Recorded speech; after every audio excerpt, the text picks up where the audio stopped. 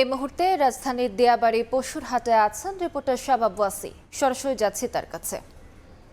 ওয়াসি, গভীর রাতেও জমজমাট রাজধানীর পশুর হাট। আমরা এই মুহূর্তে দাঁড়িয়ে আছি রাজধানীর দিয়াবাড়ির পশুর হাটে এবং আপনারা এখানে দেখতে পাচ্ছেন যে এখন পর্যন্ত রাত 1টা বাজে, এখন পর্যন্ত কিন্তু ক্রেতা বিক্রেতাদের আনাগোনায় মুখরিত রয়েছে এই হাটটি।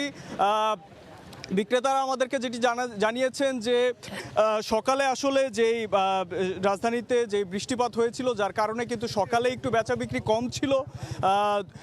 বৃষ্টির পরে বিকালের দিকে কিন্তু বেচা বিক্রি আবারও সে আগের ইয়াতে ফিরে আসে এবং এখন কিন্তু আমরা দেখতে পাচ্ছি যে বেশ ভালোই বেচা কেনা হচ্ছে এবং বিক্রেতারা আমাদেরকে যেটি জানিয়েছেন যে আসলে এই বৃষ্টির কারণে কিছুটা বিঘ্ন হলেও এখন তারা বেশ ভালো বেচা কেনা করতে পারছেন।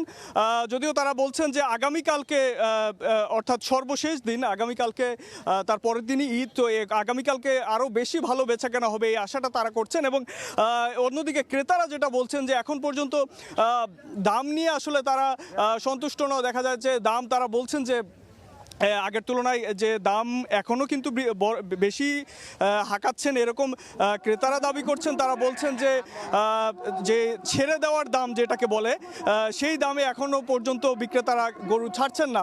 তবে তারা যেটা বলছেন যে তারা কিন্তু বলছেন যে তারা আশা করছেন যে এই শেষ মুহূর্তে এসে, অর্থাৎ তার একদিন বাকি রয়েছে, এই শেষ মুহূর্তে এসে তারা কিন্তু একটা লাভজনক ক্রয় করতে পারবেন এমনটি তারা আশা করছেন এবং যার কারণেই কিন্তু এই গভীর রাতে কিন্তু তারা এখানে এসেছেন, এই হাটে গরু দেখছেন, দর কষাকষি করছেন এবং গরু কেনার জন্য আসলে তারা কথা বলছেন, দেখছেন, ঘুরছেন। এবং তারা আমাদেরকে যেটি জানিয়েছেন যে সকালে দেখা যায় যে অনেকেরই কাজ থাকে, অনেকে ব্যবসা বাণিজ্য করেন এবং সকালে যেই বৃষ্টি ছিল যার কারণে কিন্তু এই যে তারা সকালে অনেকে আসতে পারেন নাই। তবে এই যে এই রাতের বেলা কিন্তু তারা বেশ স্বাচ্ছন্দ্য নিয়ে এবং নিরিবিলি পরিবেশে তারা কেনাকাটা করতে পারছেন, এটাই কিন্তু বলছেন ক্রেতারা। তবে তারা সবাই আশা করছেন যে একটা ভালো দামে তারা গরু নিয়ে বাড়ি ফিরতে পারবেন। তো এই ছিল আমার কাছে রাজধানীর গরুহাট থেকে সর্বশেষ।